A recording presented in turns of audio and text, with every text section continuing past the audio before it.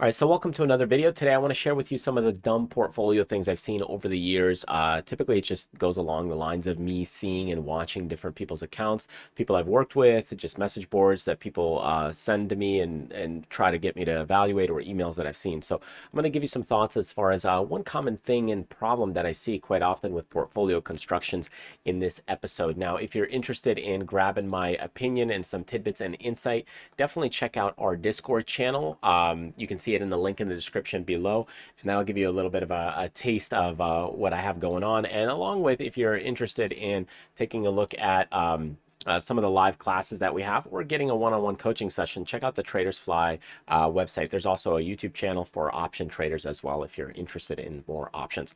Okay, let's kick things off. I want to show you one of the bad things that I see over the years, just looking at people's portfolios and evaluating different portfolios, is just that they've concentrated too much risk into any one segment where stocks kind of move the same way. So if you've got one stock that kind of moves like this, then you get kind of like another one that kind of moves similar to it. So you basically have the same exact construction in two or three different spots. For example, I'll give you an idea. So here's a portfolio, or let's just take a look at this VTI. So what people do is they'll invest in like VTI, which is the Vanguard Total Stock Market Index. And what you'll see here is overall this stock chart has went up, a little bit down, up, some sideways, pulling back. So, just take a mental glimpse at this chart. So here you've got this VTI, and then let's take a look at VOO. Okay, boom. Look at this. Look how similar it is. VTI, VOO, and watch this, QQQ.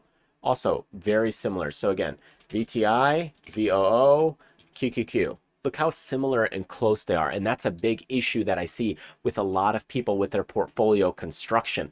It's typically not a smart approach to put everything like that into thinking that you're diversified.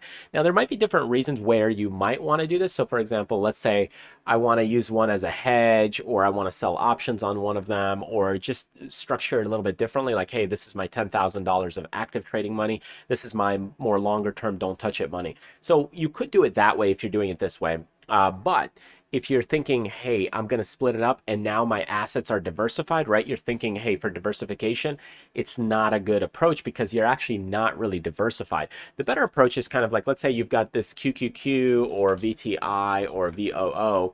And now when you go into it and you go and grab something like BMY, watch the chart that's completely different. Okay, so this chart is completely different. We've got this, and then back up. So it's completely different. Or even Caterpillar, it's different. Johnson and Johnson, you can see it's not a replication of VOO.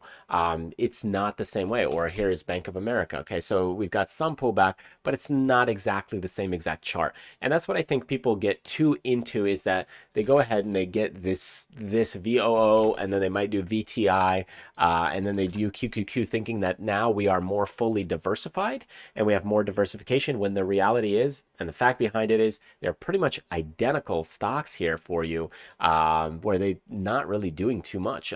Just take a look at Caterpillar right here, a little bit different. Look at Bristol Myers, a little bit different. So what's going to happen then is, at least if you had, let's just say, a stock that, if you've got one stock that's going up and the overall market's going down, at least maybe you're not necessarily breaking even, but you're kind of balancing some things out. With your losses, you get some gains. The problem is if you got everything loaded up on one side, when these markets go down, you've got 1, 2, 3, 4 different vehicles that they're all going down. And the same thing on the upside. If you got them all the same way, when they're loaded up to going up, it's going to be great when it's going up, but when it's going down, it's going to be nasty. So that's why you have a little bit of a mix, that when things are bad and going down, maybe other things are actually going up, and vice versa. So this is what you want to mix and match. Here's Sherwin-Williams. It just continues to go down, but when you compare it to VOO, it's kind of going down, but not necessarily, right? So this is where the diversification comes in. Or Amazon here, it's kind of like moving around kind of sideways in a way. So looking at these different stock charts, you want to make sure that they're kind of moving around differently. If they're all looking the same, like, right now you're seeing a lot of down stuff. If you're seeing all of them kind of the same, then you're probably not diversified enough. Like, for example, here's Costco. Costco is actually going a little bit more to the upside. So it's showing you a little bit of a variation or difference here. This one down into it. This one up. Cigarette company, right? Altria Group, MO.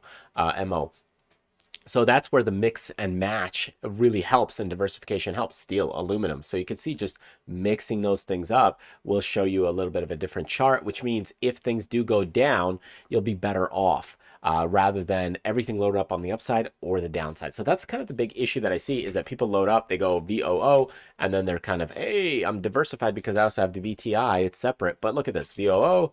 Okay, one is S&P 500, one is total stock market, very similar. I've got QQQ, very similar. Look at IWM. It's a little different, but still kind of similar.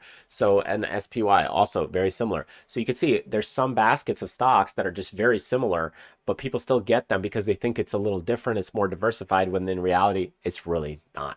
So anyways, I hope that helps, gives you a quick little tip and tidbit of some thoughts and insights. Definitely check out the Discord group. I post some charts here that are some support technical levels and that kind of thing in this channel. You can also go into the Traders Fly YouTube channel. This is where I deal with a lot of in options. If you're into trading options, this is kind of the core of the stuff that I do, a little bit more advanced. And we do a lot of live classes as well for option trading, investing, and that kind of thing. So anyways, check those things out at tradersfly.com or the links are in the description below. Thanks for joining me. Enjoy the rest of the week ahead, and I will see you next time.